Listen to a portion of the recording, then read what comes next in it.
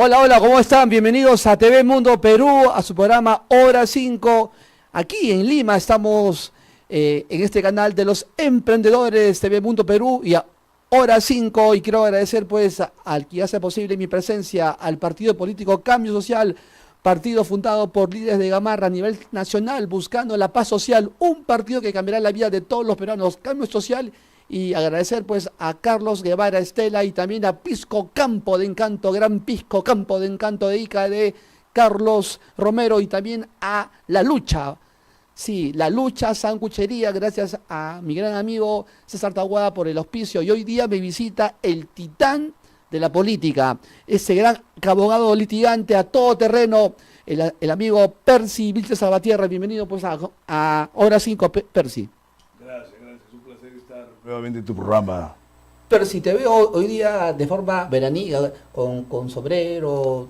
Apareció el sol, que me quise vestir como corresponde para este tiempo, ¿no? ¿Venías de alguna diligencia política o judicial? No, tuve mi diligencia temprano, ya ahora estaba en un relax, digamos. Me dicen que los jueces te tienen miedo porque argumentas de una manera así espectacular, contundente. Bueno, siempre me he caracterizado, tú sabes que tengo una gran experiencia y repertorio en torno a escritos, columnas, mis libros de miles de páginas. Entonces, una vez que estoy en audiencias, ya la retórica es dejarse llevar, ¿no? Con los fundamentos que corresponden también, ciertamente. ¿Estás en casos penales ahorita? Sí, claro que sí. Un caso que me puedas comentar breve, sí, al vuelo. Mira, tú sabes que los temas penales gozan de confidencialidad en gran medida, pero ya va a haber oportunidad para que te pueda describir algunos de los casos que estoy llevando en este momento. Pero hasta la fecha todos muy satisfactorios, ¿no? Muy bien, hoy día queremos hablar sobre la realidad nacional y de la fantasma Dina Boluarte, que no habla con la prensa hace más de 100 días, y de la inseguridad que nos tiene así asustados y preocupados. ¿Qué puedes opinar sobre lo que está ocurriendo actualmente, Percy? Es incidir una y otra vez en lo que ha caracterizado los últimos 8 años, que es un desgobierno perenne, ¿no? Es una falta de dirección permanente que tiene el país, que por ejemplo se puede graficar en cómo se están conduciendo las actividades en torno a Petroperú, que está sumido en una crisis espantosa, con una deuda inmensa y que además no tiene visos de solución inmediata, a tales extremos que hace cosa de un mes el directorio renunció en pleno a continuar con su labor. Hasta la fecha no se ha repuesto ese directorio. Entonces, imagínate el resto de actividades dentro del Estado, ¿no? Realmente una desorganización tremenda, y faltan 2 años más de gobierno, entre comillas. El gobierno señora, de Perú Libre, porque esta señora Boluarte está maquillada y sigue pues la tendencia de izquierda asolapadamente. Bueno, eso ya es entrar a varios matices, porque como la política peruana está tan pauperizada, es tan pobre, entonces realmente la política se vive al día a día. Entonces, en el curso de estos últimos años hemos visto las alianzas más increíbles, y muy bien lo que tú dices, Dina Boluarte, la izquierda, puede decir qué izquierda tiene esta gestión en este momento. ¿Quiénes son los que le sostienen, por ejemplo, en el Congreso? No se puede, exacto, no se puede decir que eso sea de izquierda, porque como te digo, es mercantilismo político. Es una, claro, y es una coyuntura tan espeluznante que la gente ya, aparte de sus propias tendencias ideológicas, ven cómo sobrevivir el día a día. ¿Y eso por qué? Porque no tienen ninguna idea de futuro, no tienen ninguna idea de un plan, no tienen ningún programa de gobierno, entonces simplemente sobreviven, y mientras sobreviven, que en realidad se dedican pues a esquilmar y chocar con el erario público, ¿no? Ojo, Estado es diferente que gobierno. Claro. Ojo, y el gobierno está destruyendo al ciudadano de forma económica, porque no vemos a un ministro de Economía que tenga ese perfil para poder sacarnos de esta debacle que dejó Castillo. ¿Qué pasa? Que todo el sistema, y bien lo que hablas tú, que el Estado no es lo mismo que el gobierno, eso por supuesto, pero hay un tema.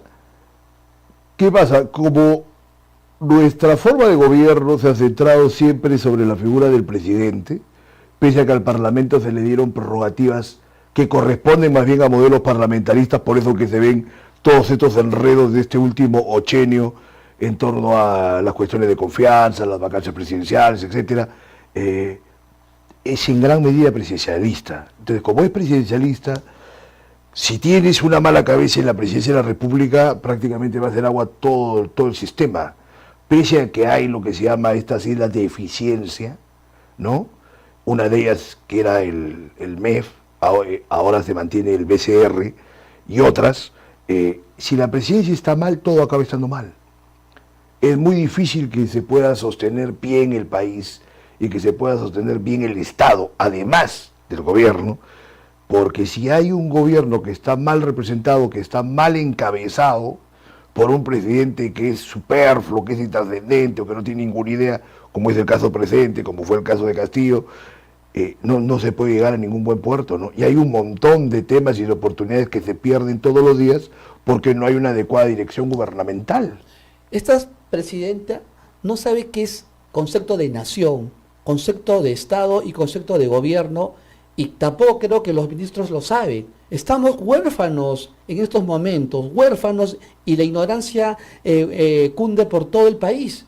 La falta de liderazgo y la falta de un camino para poder salir de todo lo que está pasando. ¿Cuál es tu opinión sobre eso? Y como te digo, eso es algo que se ha agudizado este último bienio, pero que viene de 2016 con todos los extremos de crudeza que ya se han ido reportando día tras día, que en gran medida llegué a hacer unos cuestionamientos severos en mi libro 200 imágenes críticas del Perú ante el Bicentenario, que se publicó precisamente en el año 2021 al término de la segunda vuelta electoral, que llegué a compendiar una crítica sistemática desde ese momento, pero de esa fecha al día de hoy podrían haberse escrito un par de volúmenes de miles de páginas también sobre la materia. El problema es que nadie se encarga de hacerlo, ¿no? Porque no están dadas las condiciones ni entre los periodistas, ni entre los políticos, ni entre los críticos de estos temas, que realmente es un sacrificio. Lamentablemente no se ha dejado testimonio de todo ello, ¿no? Tú eres un pensador libre, Percy Vilches, y tú sabes que desde que entró Paniagua con García Sayán se liberaron a terroristas. Tú sabes también que ahí entró al Ministerio Público este personaje siniestro de Gustavo Gorriti, y de ahí empezó todo este movimiento denominado los caviares. ¿Qué me puedes decir sobre eso? Bueno, caviares que tuvieron alguna participación también en el propio gobierno de Fujimori, que en todo caso se metían la lengua al bolsillo bajo el Fujimorato, y que una vez puesto Fujimori fuera de la presidencia, muy bien lo que señalas, bajo el gobierno de Paniagua, que cometió muchos errores y que no me parece que sea digno de ninguna alabanza, como hay mucha gente que lo elogia, yo considero que no merece ningún elogio, y se le dio cabida, como tú bien dices, estos caviares de izquierda, ¿no? Porque a fin de cuentas, con el paso de los años, ahora hay caviares de izquierda, de derecha, se mezclan, salen juntos en diferentes espacios, entonces ya no está solamente tipificado el concepto para la gente de izquierda, como antes. Pero bueno, realmente son las idas y venidas también de los intereses y de quienes se han sabido constituir como bloques en pos del ejercicio del poder, ¿no? Yo creo que han hecho mucho daño al país, por supuesto. Ahora, el fujimorismo ha seguido muy vigente y perenne también pese a esta hegemonía caviar, ¿no? O sea, ni siquiera han bastado para culminar con su propósito de estigmatizar y establecer que el fujimorismo es lo peor que le sucedió al país, que yo sí considero que es una de las cosas peores que le sucedió al país, pero que también ellos, los caviares, son tan negativos como la bestia negra suya, que es el fujimorismo, ¿no?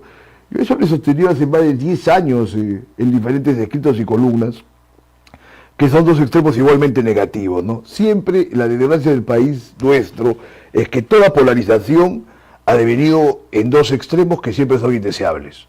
Por ejemplo, tú debes recordar que cuando hay en la torre visita a González Prada, ¿no?, en la Biblioteca Nacional, en un determinado momento le dice que odia a los peronistas, ¿no? Entonces el otro le pregunta si acaso tiene algo que ver con Cáceres, entonces dice, no, tampoco. A los dos los detesto, y el otro le dice, sí, ciertamente, ambos le han hecho muchísimo daño al Perú y se lo seguirán haciendo. Ahora ya no hay peronistas ni caceristas, pero es el mismo tipo de desgracia entre los Similar, fujimoristas y los caviares, algo ¿no? similar que O los civilistas y González tal, ¿no? Prada, pues era maestro de Aya de la Torre y bueno, y Aya de la Torre estaba por formar pues el pensamiento y fundar el APRA. Bueno, de Mariátegui también. Bueno, es un maestro generacional, ¿no? Porque realmente no es que les haya instruido de una manera directa. Claro, luego lo enaltecen cuando fundan las universidades populares Claro, y le ponen el exactamente. nombre González Prada.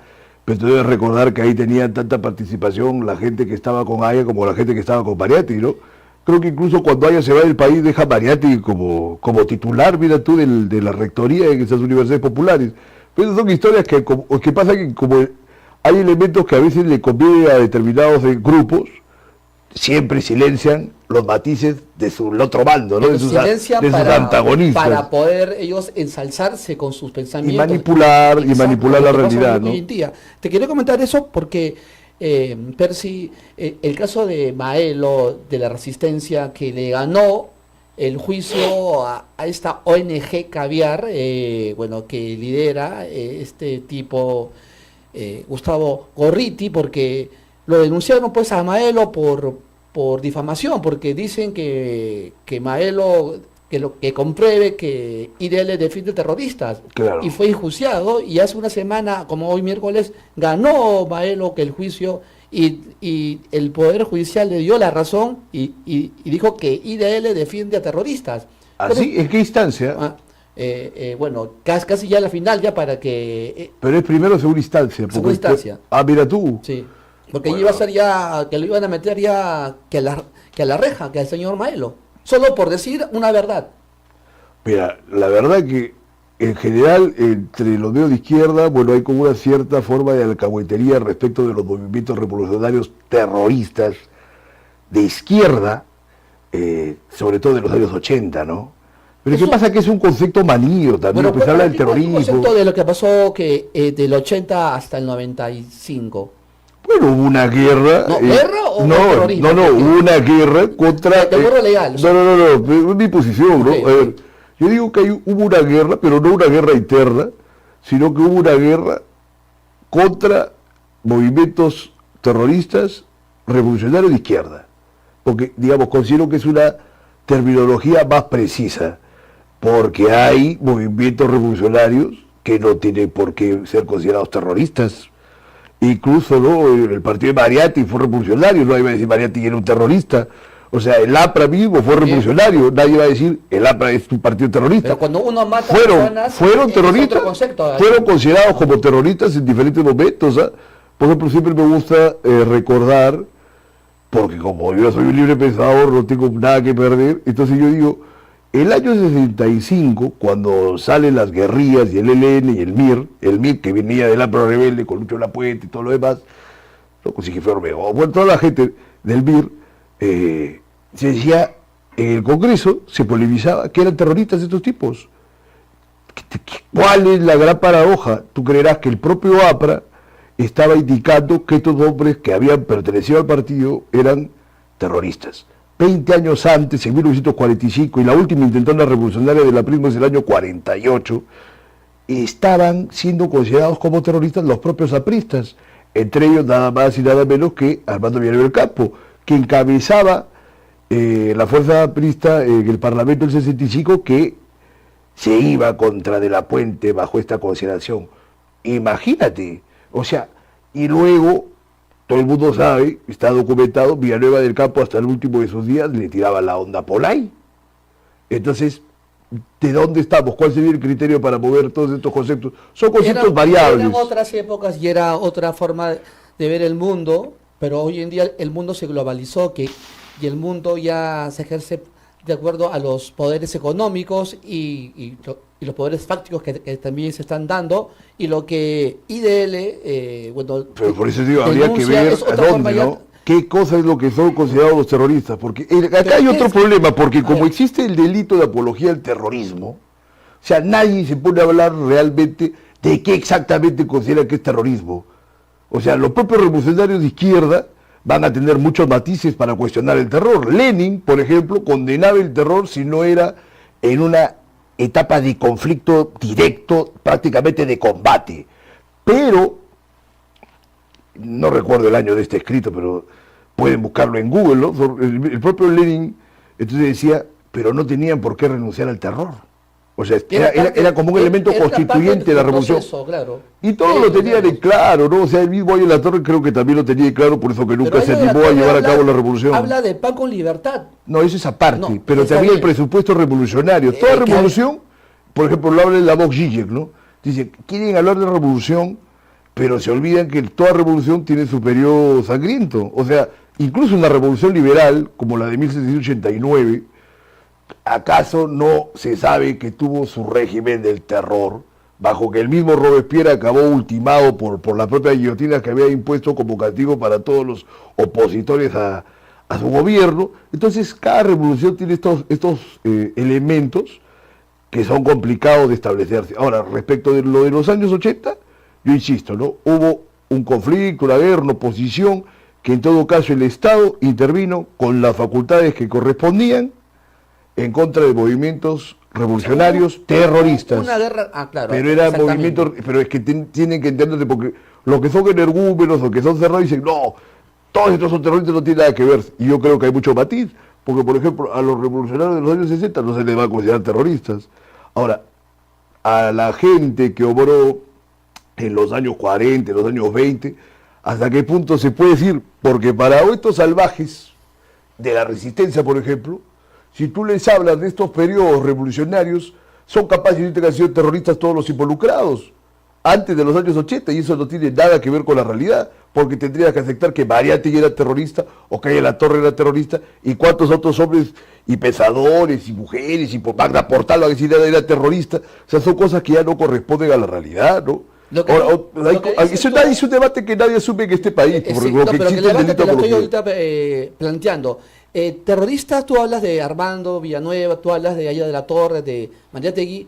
El terrorismo es calificado cuando hay una violencia y matas a personas. No, no puede ser tan simple, porque la revolución es violenta siempre, ¿no? De repente, si no, como te digo, son muchos matices. Exacto, pero dile al público que es un matiz para que pueda entender lo que estamos planteando ahorita con el tema de IDL y lo que... Yo no veo, yo no realmente no conozco exactamente a qué terroristas han defendido. O sea, ¿dónde está el documento que siga IDL? Bueno, que son alcahuetes algunos de gente de izquierda con los terroristas de los años 80, sí, pero ¿qué dice? Tú, como libre pensador, ¿cuál es tu punto de vista sobre Gustavo? Bueno, es un periodista que tiene su orientación pero y que, no por supuesto, ¿cómo no va a ser? Es un periodista como tú eres periodista, ¿no? No, o sea, soy periodista, soy comunicador. No, ese es otro término, ese es un término que no lo puedo compartir porque me parece... Eres abogado y lo puedes plantear. No, es que es una ridiculez, porque hace tiempo que se hace la decisión entre el periodista y el comunicador, y si el periodista tiene que estudiar periodismo o tiene que estar afiliado al colegio periodista, eso es absurdo, ¿no? O sea, el periodismo se ha ejercido siglos por intelectuales que no han visitado cursar pues ningún curso de periodismo, ¿no? O sea, es una taradez de la gente, yo no lo comparto. Entonces te digo, tú eres un periodista, Gorriti es un periodista, ahora dentro de, como tantos otros, inclusive los medios alternativos, son periodistas, pero ¿cuáles son los efectos de su prédica? Porque realmente son periodistas, pero que tienen una disposición ideológica. Sesgada, diríamos. No sesgada, porque es su posición ideológica, pues, o sea, tienen derecho a tenerla, pero el asunto es si en algún punto pierden la objetividad y se dejan llevar por este móvil subjetivo, ¿no? Ahora, este tema de Maelo dice que lo han liberado, me gustaría revisar realmente las resoluciones que han archivado, entiendo el caso, porque si él los ha demandado por difamación y ya están archivando, o sea, realmente este tipo tiene la opción a procesar por denuncia calumniosa a los representantes de IDL, que es lo que se suele hacer cuando se da una circunstancia parecida a esta. Pero ya más allá de eso, realmente no sé cuál sea el fondo del expediente, de la causa, porque exactamente en base a qué este tipo imputó que él defiende terroristas. Porque es una acusación severa, ¿no? Sí, severa. Pues él tiene pruebas, por eso que... ¿Pero cuáles será? Habría que verlas, porque tampoco es así. Ahora, si la Corte, ya en la segunda instancia, ha establecido que no tiene nada que ver, ahora tiene que proceder a denunciar a IDL por una denuncia calumniosa, incluso requerir una indemnización porque ha tenido que gastar en abogados, hay una tensión importante en el curso del periodo que ha durado este proceso, ¿no? Pero realmente, te digo, por una cuestión de profesionalismo. O sea, si yo no reviso las resoluciones y los expedientes, no puedo emitir una opinión profesional, ¿no? Claro. Pero es interesante, sin embargo, desde el fallo ahora pueden especularse muchas cosas, ¿no? Porque así como hay periodistas que son de izquierda y que todo lo demás, o que son caviares, o que son, inclusive, como dices, pro-terroristas de izquierda, que siempre me gusta agregar eso, también los hay del otro lado, ¿no? Y que son conservadores, o son fascistas, o son antiizquierdistas.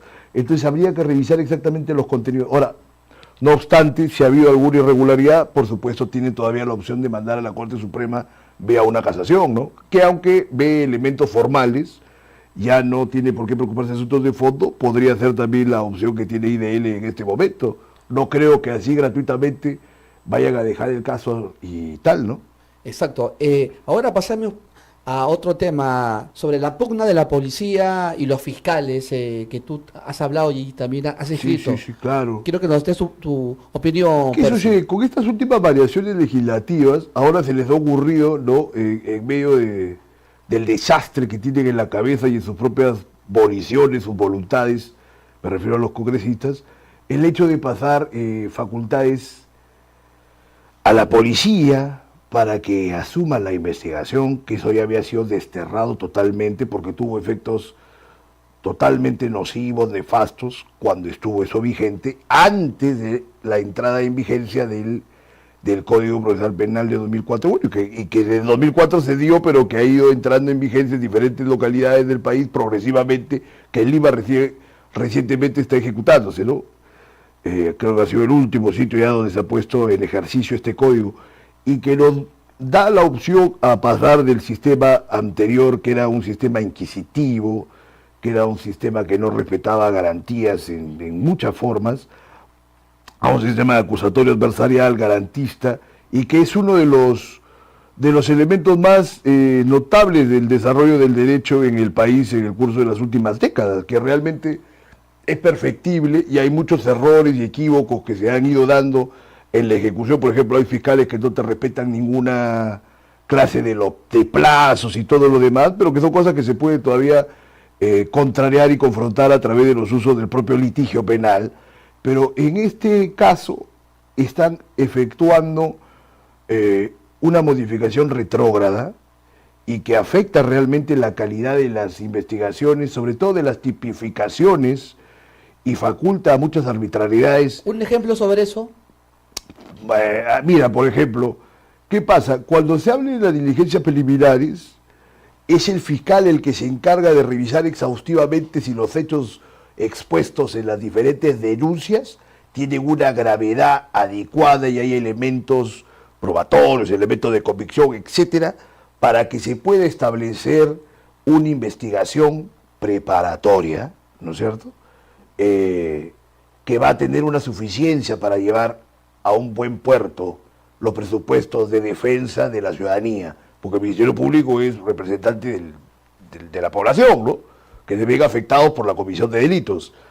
Entonces, ¿qué pasa? Esto requiere, pues, no solamente de indagaciones exhaustivas, sino de un conocimiento técnico-jurídico agudo. A veces no lo tiene la propia fiscalía. Pero antes la policía lo tenía. Pero después, pero digo, o sea, ahora mismo hay muchos fiscales que son prácticamente legos también en temas jurídicos. Imagínense qué categoría de análisis va a tener la policía si por lo menos estos fiscales, aunque muchas veces, como te digo, parece que no conocieran ni siquiera el derecho penal o el derecho procesal penal, cometen múltiples arbitrariedades. Ahora, llevar este grado de delicadeza técnica a mano de la policía es un infierno, y además que ya se demostró que esto no servía para nada antes. Ahora, no digo de que no haya por ahí uno que otro policía que tenga un conocimiento técnico jurídico, puede ser, porque hay varios que luego estudian derecho, o el curso del propio día a día los puede poner, digamos, en cierto modo de ejecución más pertinente que quizás que muchos fiscales, pero en general esto no es así. Entonces, ¿qué pasa? Cuando la Fiscalía tiene ahora estas facultades de conducir las diligencias preliminares, prácticamente no van a necesitar de un filtro jurídico específico y exhaustivo para ver el tema de estos archivos de estas diligencias, ¿no? Entonces, ahí va a haber un montón de complicaciones. Y hay otro tema. A ver, ¿cuál es? que se está viendo incluso la inconstitucionalidad de la medida. ¿Por qué? Por ejemplo, en mi posición, la policía depende ¿de quién? Del Ministerio del Interior. ¿Y el Ministerio del Interior depende de quién?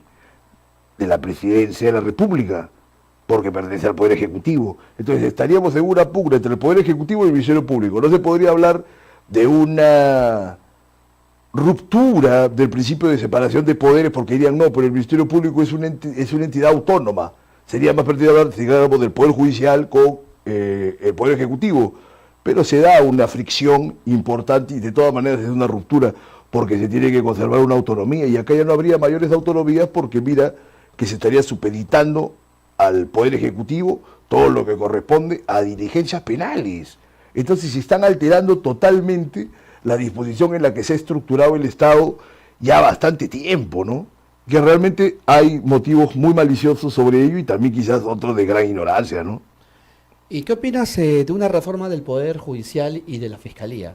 Todas las reformas pueden ser atendidas si hay fundamentos. Indudablemente que todo objeto creado por el hombre es perfectible, sobre todo sus instituciones son perfectibles, pero para hacer perfectible a una institución tiene que hacerse una evaluación exactamente de dónde se producen los fallos, los equívocos, los errores de los procesos, de los sistemas, ¿no? O del flujo de procesos y todo lo demás. Entonces, si hallamos esos elementos de donde están fallando ya estas instituciones, se pueden realizar propuestas de reformas.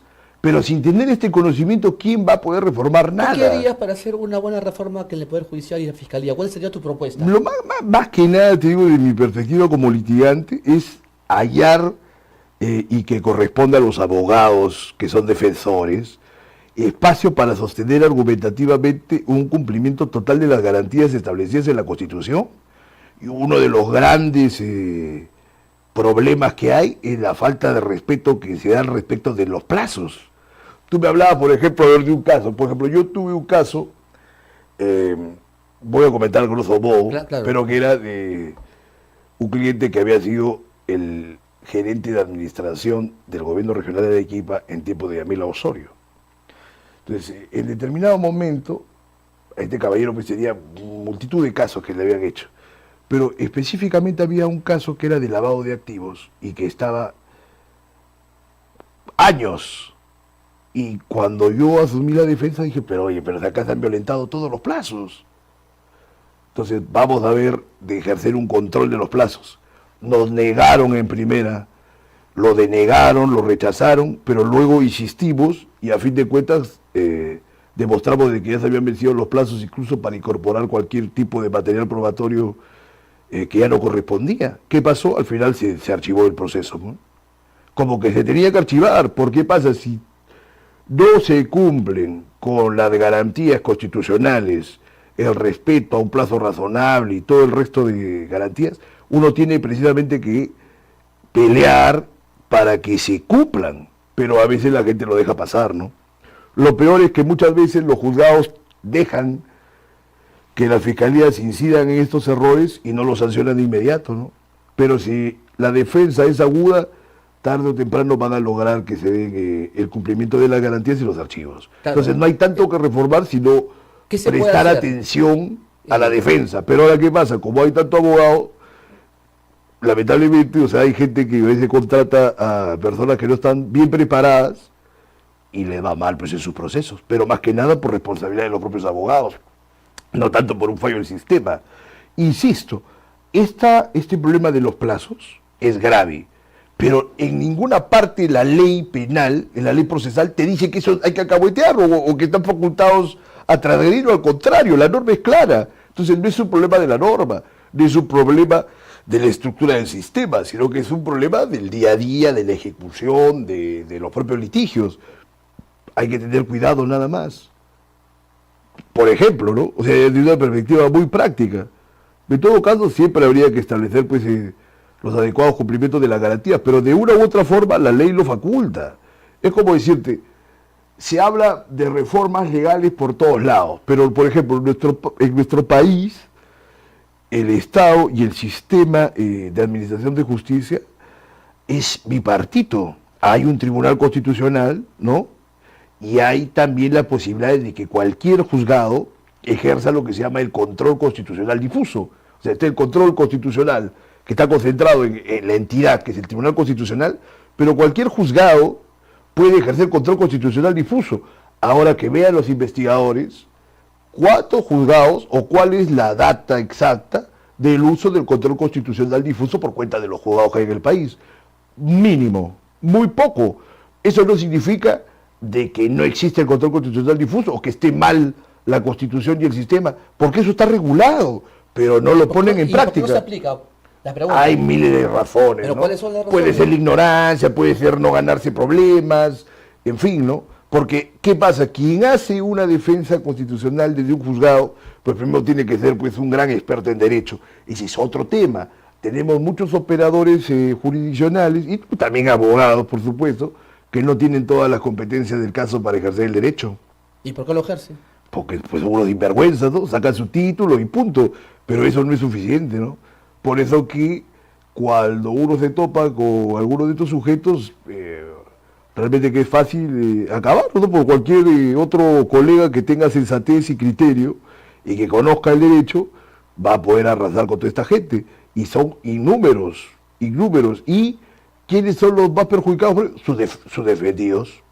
Porque realmente se ven afectados en su propia defensa. Pasa 500 veces, pasa 1000 veces y más. Y es más complicado cuando te llega un caso que ha sido iniciado por un abogado incompetente, luego tener que remediar los fallos de esas incompetencias es mucho más enredado que asumir el caso desde un primer momento, ¿no? ¿Tú dirías que los abogados actuales, casi la mayoría, no leen los expedientes, no los estudian y por eso pierdes los casos? No lo podría decir así, no creo, no tengo el conocimiento tampoco exacto de esa forma, pero hay muchos que sí, ¿no? Hay buenos abogados que tienen pues la labia, que el verso, el discurso, pero a veces no tienen la esencia de la defensa. No, sin un fundamento legal, o sea, está de más, ¿no?, que haya cualquier tipo de retórica. O sea, la retórica tiene un espacio fundamental en las artes de litigio, pero así como son las artes del litigio, también hay un aspecto científico en el litigio, y eso corresponde a un fundamento normativo, a un conocimiento de la doctrina en boga, y también de doctrinas divergentes, ¿no? Entonces, eso no es algo que lo pueda tener pues cualquier abogado, ¿no? Y además tener un conocimiento de otras disciplinas también para ampliar las facultades mentales, que eso se ve cada vez menos en el país, ¿no? Percy Vilches Salvatierra, el titán de la política, el abogado litigante a todo terreno. ¿Tienes algo por escribir prontamente? ¿Estás pensando en hacer otro libro? No, básicamente ahora me estoy dedicando al derecho todo el tiempo, pero siempre sostengo una columna en medios, ¿sí? Particularmente el Diario Uno, mi columna se llama Libertad bajo palabra, que mi última columna casualmente se ha publicado el día de hoy y que versa sobre el abandono de Petroperú, que hicimos una mención también hace instantes. Y para la próxima semana casualmente voy a abordar este tema de este conflicto que hay entre la policía y el Ministerio Público en torno a las diligencias preliminares. Pero eso sí es una ley que ha dado el Congreso. ¿Por qué no es conflicto, sino se están rasgando las vestiduras para ver por qué a ti y no a mí? No, pero es que ese es para el tema de ellos, quizás para la circunstancia que habla que los partidos políticos no sean involucrados como organizaciones criminales, pero esa es la otra ley, ¿no? Pero esta tiene que ver con las investigaciones preparatorias, las diligencias preliminares, esta facultad que ha regresado a la policía, pese a que en el pasado ya se mostró que ha sido un desastre, por eso que se reforma de alguna manera también el sistema, cuando pasamos a hacer un marco de acciones más bien acusatorias adversariales, ya no inquisitivo, limitando las funciones de la policía, que en todo caso tiene una función auxiliar, pero que de ninguna forma puede encabezar pues las investigaciones, porque ya se había establecido que el Ministerio Público sea la entidad que corresponde a estas diligencias, ¿no?, con los méritos que eso ha tenido. Entonces ahí hay bastantes inconvenientes y lo voy a describir en mi columna de la próxima semana. Interesante, sí. Percy Vilches Salvatierra, te agradezco tu presencia en Hora 5. Siempre es grato que nos des luces sobre tus conocimientos como abogado, como intelectual. Y pues manda un saludo pues a todos los que quieran escribirte para que veas los casos o algún tema de asesoramiento Claro, jurídico. cómo no, para cualquier tema de asesoría legal integral, pueden comunicarse al número que sale en pantalla, 9999-47277, me escriben al WhatsApp y ya podemos coordinar una cita de un modo posterior, ¿no? En todo caso, siempre te agradezco estas conversaciones que me son muy gratas y te felicito por la realización de tu programa, Contra Viento y Marea, ¿no? Claro, Gracias, Percy. excelente. Muchas gracias. Y quiero agradecer pues al partido político Cambio Social, partido fundado por empresarios de Gamarra a nivel nacional, buscando la paz social, un partido que cambiará la vida de todos los peruanos. Cambio Social, buscando la paz en todo el Perú. Gracias a su fundador Carlos Gabriel Estela y